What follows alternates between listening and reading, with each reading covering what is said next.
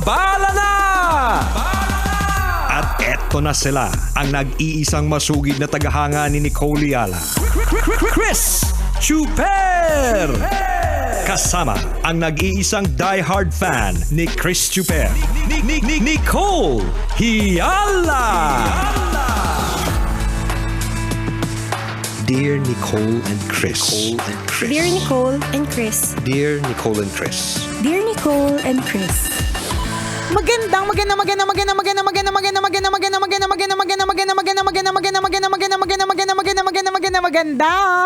tanghali mga tambalanista. Hi partner. Sabi mo ba practice mo yung Ito na nga. Pasig Quezon City Valenzuela Pasay? Okay nga, tamay. Nawala kasing script ko kahapon eh. Magandang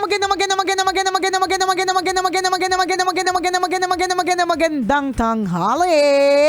Las Piñas, Makati, Marikina, Mandaluyong, Muntinlupa, Navotas, Parañaque, Quezon City, San Juan, Taguig, Pateros, Manila, Caloocan, Valenzuela, Pasay, Malabon, Pasig. At syempre yung mga manaka-naka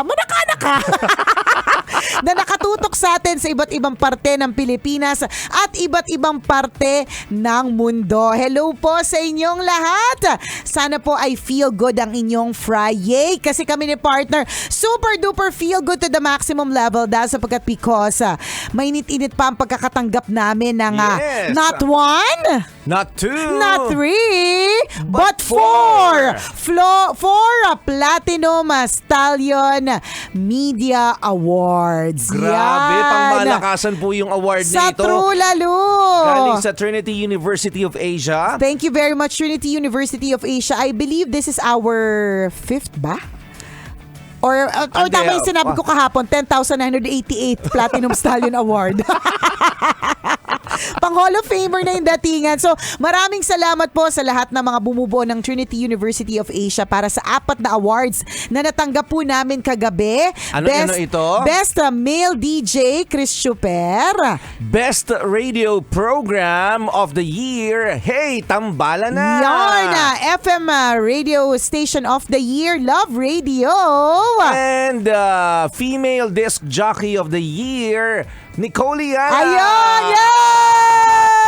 Ang bongga-bongga naman. Ang sarap naman sa pakiramdam. Alam mo, partner, ito yung mga ito yung mga bagay na mga palambing ni Lord sa atin. Yes, Kasi agree. sa True Lalo to lang halong eklabo, may mga pinagdadaan ng mga matitindi, mga malulupit, 'di ba? Pero paminsan-minsan may mga ganitong pitik eh, 'di ba? Sa True Lalo po, ay nako, mga kabisyo ko, alam niyo lang po yung pinagdadaanan ko.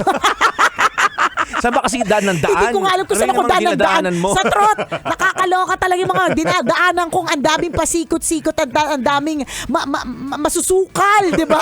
Masusukal na kagubatan. Lubak-lubak, maraming masasamang elemento sa paligid. Correct. Mga masusukal na daan ng problema ang pinagdadaanan ko. Kaya lang, paminsan may mga ganito talagang papalambing si Lord na, talagang it's just a constant reminder na, hindi kita pinababayaan. Oo naman. Kailangan mo lang talagang daanan yung mga masusukal na mga gubat na mga elemento nakakalurkay na yan. Ganon yung pagkasabi ni Lord. Kasi ang lingwahe namin ni Lord ay alam mo na, Nicole Yala language.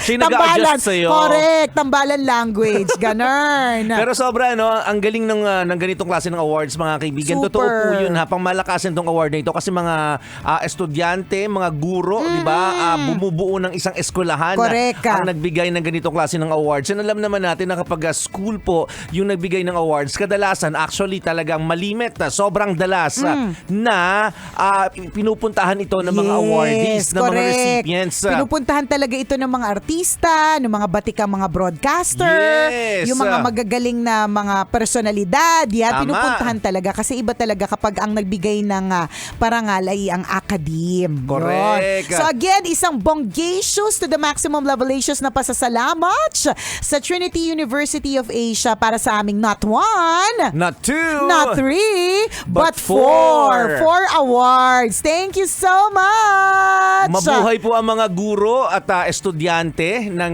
Trinity University of Asia, sa lahat ng nag-organize ng events ninyo. Correct. Ang bongga po ninyo. Napakaganda ng eskwelahan ninyo. Tama. Ang Oo. ganda, ang laki. At ang gaganda at ang pupogi ng mga estudyante. Correct. Oo. Ayan. Salamat Thank you. ng bongga, and we hope to see you again next year. Ang bilis ng panahon pansinin po ninyo, 'di ba? Kasi fresh pa sa memory namin nung tumanggap kami. It's the same date last year, partner, kasi nag-FB memory siya sa akin eh. Sariwang-sariwa pa sa memorya naming lahat, kami mga DJ sa Love Radio, na nung tinanggap namin yung award na ito last year.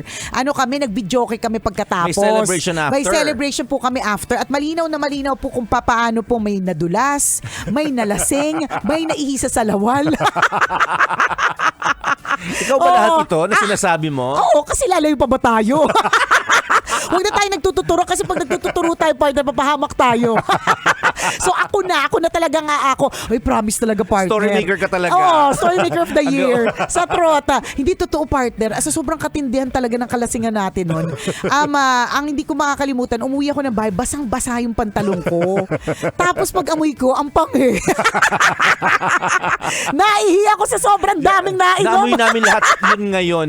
Oh my gosh. Balik na. Opo, ito po yung correct. Ito po yung usapang naaamoy. Gracious talaga. Tapos, bakit?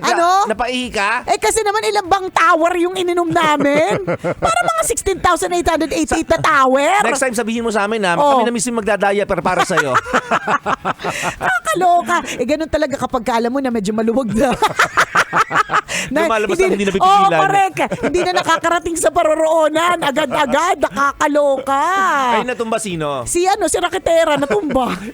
Yung kumakatahabal tapos sumasaya, bigla natumba.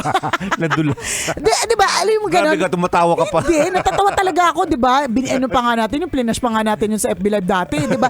And sobrang linaw pa sa memory natin. Tapos ngayon, isang taon na pala ang nakalipas. So isang pagpapaalala na ang bilis lang talaga ng panahon. At dahil napakabilis ng panahon, let us not spend it ng naiinis, nayayamot, nababagot, na nasi-stress, nagpapanik, nagkaka-anxiety. Alam mo, ang daling sabihin, ang hirap gawin. Hindi ko nga magawa eh. Yung dami-dami pinapayo mo maganda araw-araw, sa no? true. Pero never nagawa sa tunay na Oo buhay. nga, ang feeling ko lang na medyo nagagawa ko sa tunay na buhay, manatiling maganda sa gitna ng lahat. Feeling ko lang yung kung at least maganda. meron. Kung feeling nyo, hindi ako maganda. Kasi minsan nabasa ko sa FB Live, yan na po yung maganda. Kung feeling nyo, hindi ako maganda. Hindi. Okay naman sa akin. Kasi basta alam ko yung mga manginginom, yung mga nakainom na, yung mga medyo nakatira ng rugby, nagkagandan sila sa akin. Hindi, pero ang hirap talaga. Ang hirap na i-apply yung ina-advise mo. At hindi lang sa tambalan yan, ha. Ikaw mismo kapag ka meron kang kaibigan na lumapit sa'yo, humingi sa'yo ng advice, ang galing-galing mo. Alam mo, huwag ka masyadong ma-stress sa mga bagay na yan. Ganun. Pero nung ikaw na yung nagka-problema, na-apply mo ba? Yung hindi totoo. ba kakalupasan mo nga lang? Correct. Nag-iniyak ka pa kahapon. Oo nga. Nag-rolling ka pa nga kasi hindi mo nakayanan yung sitwasyon. Totoo. Pero alam mo, partner, ang isa lang sa gusto kong tandaan lang lagi talaga is that just take each day at a time. One day lang. Ito munang araw na ito yung iisipin ko. Kasi most of the time daw, yung mga overthink natin hindi nangyayari. 90% of the time, sabi sa isang data, 90% of the time, yung mga ino-overthink natin about the future, hindi sila nangyayari. So yung mga wino-worry natin about the future, hindi sila nangyayari. So in other words, gumagawa ka lang ng sarili mong multo. Correct. Diba? Lahat ng ito ay gumagalaw lamang sa isip mo at hindi sa tunay na buhay. So maging maingat tayo doon, ha. Yung overthinking, mga kabisyo, uulitin namin, gumagawa ka lang ng sarili mong multo. Correct. Isipin Nasasayang mo, yung oras mo. pero partner, Kasi kakaisip mo ng kung ano-ano. hindi mo ba naisip, partner, na ang galing mo dun sa talent na yun, nakagawa ka ng sarili mong multo? Taray! Hindi, mas naman. Taray na nakagawa ng sarili Kung sino man multo. yung nakakagawa na ngayon, sasabihin po namin sa inyo, talented po kayo. Taray! Join ka na sa Asia's Got Talent. Okay, UK's Got Talent. Sabi dyan ang talent mo. Di ba? Kaya kong gumawa ng sarili kong multo. Overthinker po ako. Ikaw ba nag-overthink ka, partner? Siguro dati pinagdaanan ko yung stage na yan Na nag-overthink may mga words ka totoo yung mga words of wisdom po na nababasa natin, naririnig natin o sinasabi sa atin ng ibang tao. Pag ina-apply mo pala, talagang totoo yun eh. Yung mga words of wisdom na yan na parang nabuhay ng napakatagal na panahon, 100 years back kung tutuusin, pero hanggang ngayon applicable pa rin. Kasi Correct. totoo sila. Katulad ng time is gold. Di ba? Ang luma na yan. Pero hanggang ngayon relevant pa rin yan. Correct. Yan yung Importanteng isabuhay natin Tama, yan. yun yung sinasabi ko kanina. Fresh pa sa memory namin yung pakakatanggap namin ng Platinum Stallion Award last year at yung celebration Yes. after. Tapos biglang 365 days na pala ang nakalipas, di ba? Totoo yun. So sana naging na makasaysayan yung buong taon mo na lumipas. Tama, sana, di ba? Correct. Because truly time is gold. Totoo Oo. yun. Yung sinasabi natin, ano sabi mo na tataranta ka pa ba, partner? Kung nag-overthink ka ba? Ayan, Oo. ang thinking ko lagi dyan, ang words of wisdom na ginagamit ko para... Silence is the best policy. Oh, yeah. Silence, please. Library. Silence, please. Yung picture sa Victoria Court, ganun na. Sabagay. Yun na yun. Oo, di ba? Nag-guess ko na, sabi ko manatiling Correct, manahimik. kalma lang. Kalma lang tayo. Yan. Ayan, ganon. Hindi, ano yung ano mo, yung para makalma ka at hindi ka mag-overthink. Nothing is permanent in this world. Walang ako sa akin, forever. Yes, let go of attachment.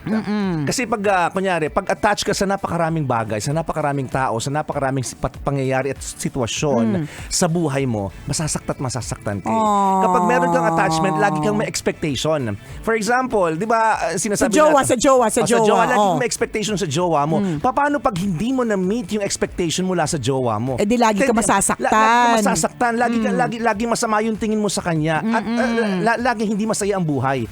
So sayang naman. So nothing is permanent in this world. Hindi dapat ganon. Yung attachment mo sa pera, for example. Attachment mo sa kotse. Yung attachment mo sa trabaho. Correct. Walang permanent, yes, no? Totoo things yun. will be gone in time. Lahat sila alis sa atin. Yung attachment sa Alipunga, An-An. Bahala ka na. Pwede rin naman. Kasi parang yun forever eh. Kasi Oo hanggang nga ngayon din. yung akin di Pansin ko gumagaling. rin. Umamin parehas. Nagkaamin na wala sa oras. Hindi, pero truly, totoo yun. Wala pong attachment. Wala pong permanent in this world. So dahil walang permanente, 'di ba? There's no use na masyadong magka-anxiety about it. Ganyan. Totoo, mahirap talagang gawin. Ang galing na naman talaga mag-advise, pero ang hirap gawin. Pero kapag ka laging tinatry, 'di ba? Kumbaga susubukan, papraktisin, 'di ba? Magagawa din naman 'yan in time. Totoo. Sabi nga, 'di ba, bakit paulit-ulit na nangyayari sa iyo ang isang bagay o isang problema? Bakit paulit-ulit ka nasasnatch ng cellphone? Kasi paulit-ulit na hindi ka careful. Correct. Bakit paulit-ulit ka nga naloloko ng lalaki? Kasi paulit-ulit na hindi ka nagiging careful din pagdating sa pag-ibig, 'di ba? Totoo, although there are times na misinterpret ng mga tao, ay, dead mo naman niya. Di ba? Si ikaw. Pero sa totoo lang, hindi detach ka lang. Ayaw mong hindi. Saan ka na-attach? Alam mo, anong bagay Sa Alipunga, yun na nga yun. Di ba inamin ko na? Hindi ba iba pa ba? Wala na, yun lang muna. Isa-isa lang. Yung hadhad. Baka ma-judge na ako pag sinabi kong lahat. Hindi, isa na lang, hadhad. Ang matagal-tagal na rin yun. Ilang beses ko nang ginamot, ayaw wala umalis talaga. Kapit na kapit talaga. Kinaitim na ng singit mo yan, ganon. Nagsugat lalo nung kiniskis ko eh. Nakakaloka. Hindi bukod doon, wala ka talagang hindi ko, parang, parang walang kahit anong klaseng level ng attachment to anything or anyone. Meron, pero hindi ganun katindi. Kumbaga nagkaroon ka na ng understanding that these things will be gone in time. Diba? Kunyari, may alaga Sana aso. wag mo isipin gana, in time mawawala din si Nicole. wag mo At sana pag naintindihan mo yun, madali mo nang natatanggap agad yung sitwasyon. Sa bagay. Diba? Halimbawa, kotse, syempre, alam mo mawawala din yan sa'yo forever. Minahal mo yung kotse mo, inalagaan mo, kiniskis mo, diba? Ayaw mong nadadapuan ng mga kung ano-anong alikabok. Talagang pinispis mo lahat. Pero in time, aalis din yung kotse mo na yan eh. Diba? If you're emotionally attached to... Nalungkot yung mga kotse. Sabi nila, pagkatapos kami alaga na alis din. Hindi, pero totoo, hindi naman forever yan. Masasaktan ka kapag matindi yung attachment mo sa bagay bagay na yon. Pero pag sinimulan mong intindihin na darating yung time na maghihiwalay din kami. Yan. Diba? Hindi na masyadong masakit. Ganon. Mananatili yung kaligayahan sa puso mo. Oh, that's one way to do Yes. it. That's Totoo one way yun. to address yung mga eksena mo ng mga overthinking tsaka mga anxiety. Kanya-kanya Yes. naman po yan. Kung hindi yun yung Oo. paraan mo, di ba? Hanap ka ng iba. Hanap ka ng ibang paraan. Kasi hindi naman natin sinasabi na kung ano yung paraan ni Chuper, dapat Oo. paraan nating lahat. Siyempre, kanya-kanya tayo ng buhay. Oo, ganun. Oo. Kanya-kanya tayo ng personalidad. Oo. Kung ang personality mo naman na attach ka na tao, hindi basta-basta madali sa'yo yung mga detachment ng mga ganap-ganap. Ganap-ganap. Basta At yung saka mga masaya ka ganon. namang attach ka sa napakaraming bagay. Oo. Diba? At tinanamnan mong bawat minuto nakasama ang taong yun. Correct. Ang cellphone mong niyayakap mo pa. Tama, dahil diba? pinaghirapan mo naman and Oo. then go din. Ikaw kasi yun. Oo, kung paano ka mag-move on kapag ka nawala yun, ikaw din yun at nasa sayo yun. Yes. Pero one thing's for sure, time is gold. Ang bilis ng panahon and one thing's for sure, wala pong forever. Yes. So chill ka lang, kalma lang. Muli ako po si Nicole Yala. At ako naman si Cambio King Chris Na nagpapaalala, una magdasal ka para mabuhay ka, pangalawa mag-toothbrush ka para mabuhay naman iba. Yun! Kailangan pa bang i-memorize yan? Love Radio. Basic!